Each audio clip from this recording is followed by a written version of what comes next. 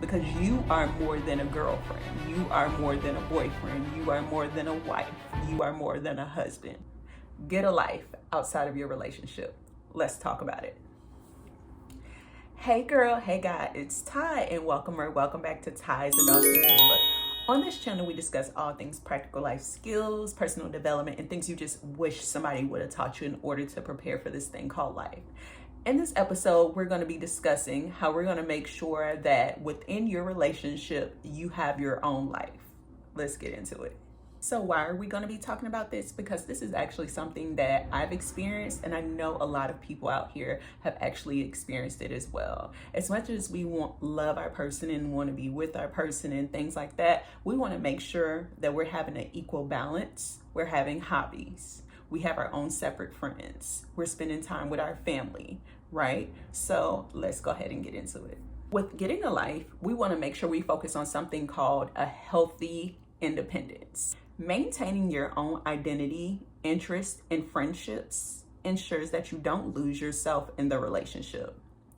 A healthy partnership is a relationship between two individuals that are completely whole on their own, not two halves trying to come together to complete each other. Now, when it comes to things like hobbies and interests, right? I know this is something that can be a little bit more difficult to kind of break away in order to do these things when you have a partner. But think, if you all have two totally different schedules, it should be a little bit easier then, because say they're at work and you're off and you can go and play tennis. You can catch up with one of your friends. You can go to a coffee shop and read this book in silence. You can do those things, right?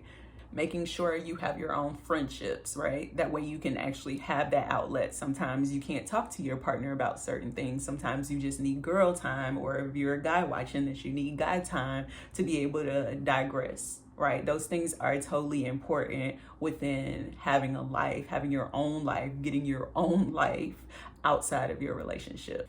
The next one, thinking about stronger relationship, right? How can you build a stronger relationship by actually having separate time from your partner, right? Because when you're out doing your own thing and they're out doing their own thing, at the end of the day, you can come back together and talk about the day you had, the experiences, right? It gives you an opportunity to miss one another. So those things are super important in order to be able to have your own life outside of your relationship. You also want to make sure you are avoiding codependency. Relying solely on a partner for emotional fulfillment or purpose can create imbalance. This kind of codependency can lead to pressure, resentment in the relationship, as well as burnout. So I can give an example with this one. In one of my previous relationships, I could say that I definitely felt burned out and a little bit of resentment, because every time we did something, we did everything together. We did everything together. We would go and hang with their friends, or we would go and hang with my friends, but we were always together, right? So in a sense, it's like you're always around this person. You can love this person dearly, but you do need to be able to have your own separate lives, you know, outside of what you have going on, which makes the relationship so much better. Personal fulfillment. You have passions, goals, and needs that exist outside of your romantic life. You want to make sure that you are not forgetting whatever goals and passions and things you wanted to do, especially prior to this person. And even with being with this person, you want to make sure that you all communicate and you all are aligned with your vision and goal, and vice versa. Whatever they're working on, you want to be able to ask enough questions, that way you can understand what's important to them, right? Because there are going to be time blocks where it's like they're not available and things of that nature. Like for myself, I'm in a relationship and I have to make sure I communicate like, hey, from this time to this time, I won't be available because I'm going to be working on content, right? So it's important that I communicate whatever my goals are, my passions, my schedule, right? And same for my partner as well. And with that level of communication, right? When someone is actively pursuing their goals, getting after it, hitting those milestones and things like that, remember, happy people make better partners, right? When you yourself are working on your goals, your passions, and things of that nature, and you're hitting those goals, you can become a better partner to your person and vice versa, right? So make sure while you're in a relationship, it's perfectly fine, right? But remember who you are and what goals are important to you. Make changes as needed, communicate as needed in order to make sure you feel fulfilled, because you are more than a girlfriend. You are more than a boyfriend. You are more than a wife. You are more than a husband. So remember that. You want to make sure that you also have a supportive network outside of your romantic relationship. What does that mean?